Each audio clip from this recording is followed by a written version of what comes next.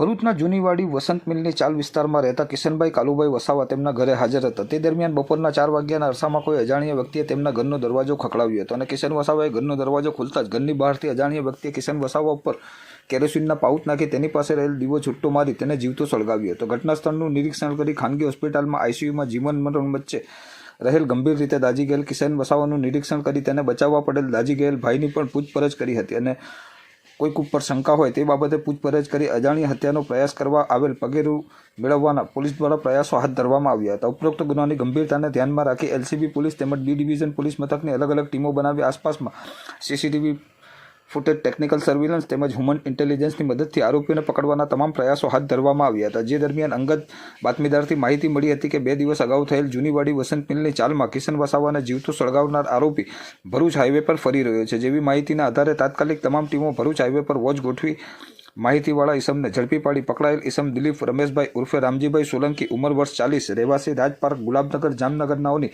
ઊંડાણપૂર્વક પૂછપરછ કરતા પકડાયેલ ઈસમ ભાંગી પડ્યો હતો અને હકીકત જણાવેલ કે પોતે લગ્ન માટે છોકરી જોવા અગાઉ ભરૂચ આવ્યો હતો ત્યારે આ મકાન જોયું હતું. ત્યારબાદ રૂપિયા આપી લગ્ન કરેલું, પરંતુ આરોપીની પત્ની તેને છોડીને જતી રહેલ. પકડાયેલ ઈસમે છોકરીના ઘરવાળા પાસે રૂપિયા પરત માંગતા રૂપિયા પરત આપ્યા ન હતા, જેથી પકડાયેલ ઈસમે ઉશ્કેરાઈ જઈ છોકરી પક્ષવાળાને મારી નાખવાનું મન બનાવી લીધું હતું. આજથી 2 દિવસ પહેલા ભરૂચ શહેરના વસંત મિલની ચાલ માં રહેતા એક કિરણ વસાવા નામના 23 વર્ષના યુવક ઉપર એક ઈસમે પેટ્રોલ છાંટીને મોઢે માસ્ક બાંધીને કિશન વસાવાને જીવતો સળગાવી નાખવાની કોશિશ કર્યા બાબતનો ગુનો ભરૂચ શહેરના બી ડિવિઝન પોલીસ સ્ટેશનમાં દાખલ થયો હતો. ભરૂચ બી ડિવિઝન પોલીસ સ્ટેશને આઈપીસી કલમ 307 મુજબનો ગુનો દાખલ કરેલો. આ આરોપી હતો એ અજાણ્યો યુવક હતો જેને મોઢે માસ્ક બાંધીને કિશન વસાવાને મારી નાખવાની કોશિશ કરી હતી, જીવતો સળગાવી દેવાની. એ ગુનાની ગંભીરતા સમજીને ભરૂચ જિલ્લા પોલીસ વડા શ્રી મયુર ચાવડા સાહેબે ભરૂચ બી ડિવિઝન પોલીસ સ્ટેશનની સ્થાનિક ટીમની સાથે ભરૂચ જિલ્લા એલસીબીની પણ જુદી જુદી ટીમો બનાવીને આરોપીને શોધી કાઢવા માટે તમામ દિશામાં તપાસને આવરી લઈને તમામ પાસાઓ બાબતે તપાસવા માટે જુદી જુદી ટીમો બનાવી માર્ગદર્શન આપીને તપાસ કાર્યવાહી હાથ ધરવામાં આવેલી હતી. ભરૂચ એલસીબી ટીમ અને ભરૂચ સ્થાનિક પોલીસની ટીમે હ્યુમન ઇન્ટેલિજન્સ અને ટેકનિકલ સર્વેલન્સનો ઉપયોગ કરીને બાતમી આધારે એક ઈસમ ને પકડી લીધેલો અને એ ઈસમ જે છે એની પૂછપરછ કરતા પોતે જ આ ગુનો કરેલો હોવાનું જણાવેલું. આ ઈસમ છે એનું નામ છે દિલીપ રમેશ સોલંકી કે જે જામનગરમાં રહે છે અને એને પૂછતા એને આ પોતે ગુનો કરેલાની કબૂલાત કરતા ગુનો કરવાના હેતુ બાબતે એને પૂછપરછ કરતા એને એવી હકીકત જણાવેલી કે આજથી 1.5 મહિના પહેલા એને લગ્ન અર્થે એક યુવતીની શોધખોળ કરતો હતો. તો નડિયાદની એક મહિલા મારફતે અહીંયા ભરૂચની શીલા નામની મહિલા સાથે સંપર્ક થયેલો અને એ લોકો ત્યાં સૌપ્રથમ એક યુવતી નામે કંચન ને લઈને જામનગર આવેલા અને એને પસંદ આવતા આ લોકોએ જે શીલા નામની યુવતી કે જે અહીંયા ભરૂચ ખાતે રહે છે અને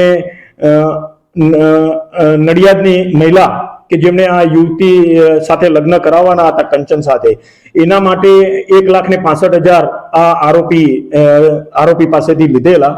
ત્યારબાદ લગભગ 10 દિવસ સુધી આ જે કંચન છે કે જેના આરોપી સાથે લગ્ન કરાવેલા હતા એ માત્ર 10 દિવસ સુધી જામનગર રહેલી અને પછી પાછી ભરૂચ આવતી રહેલી. ત્યારબાદ અવારનવાર આરોપી દ્વારા એની પત્નીને બોલાવવા માટે ફોન કરવામાં આવતા એની પત્ની જામનગર પરત નહીં આવેલી. ત્યારબાદ જે લોકોએ આ નડિયાદની મહિલા અને આ જે ભરૂચની શીલા નામની વ્યક્તિ છે એને પણ પૂછપરછ કરીને કહેલું કે ભાઈ આ જે કંચન નામની યુવતી સાથે તમે લોકોએ મારા લગ્ન કરાવ્યા છે અને 1,65,000 રૂપિયા મારી પાસે લીધેલા છે, તે આવતી નથી, તો હવે મને તમે 1,65,000 રૂપિયા પાછા આપો. તો આ બાબતે ચર્ચા કરવા માટે આ જ્યારે આરોપી છે એ ભરૂચ આવેલો તે વખતે આ ભોગ બનનાર જે કિશન છે એના ઘરે આ મહિલાઓ એને લઈ ગયેલી. એટલે આ શીલા કે જેને આ આરોપીના લગ્ન કંચન સાથે કરાવ્યા હતા, એ શીલાનું મકાન અને કંચનનું મકાન આ ભોગ બનનાર કિશન જે છે એ મકાનમાં જ રહે છે એમ માનીને અને આ લોકોને ઘરના કોઈ પણ સભ્યને કે જે આ છોકરી પક્ષનો કોઈ પણ સભ્ય જે મળે તો એને મારી નાખવો છે એવો પ્લાન બનાવીને એ આવેલો હતો.